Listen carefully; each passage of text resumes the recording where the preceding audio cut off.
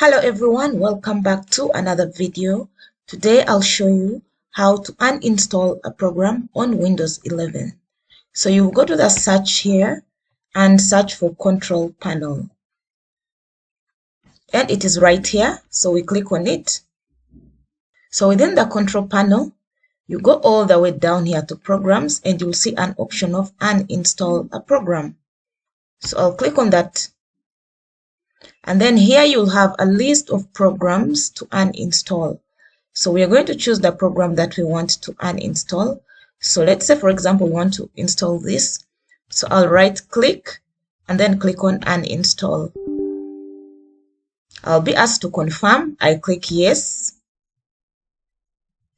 And then it will ask you again, do you want to completely remove the application? I'll click on yes. And then I'll confirm by clicking on yes.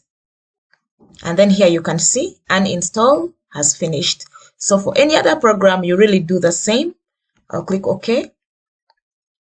So you simply just choose the program, right click, and then click on uninstall. So thank you for watching. See you in the next video.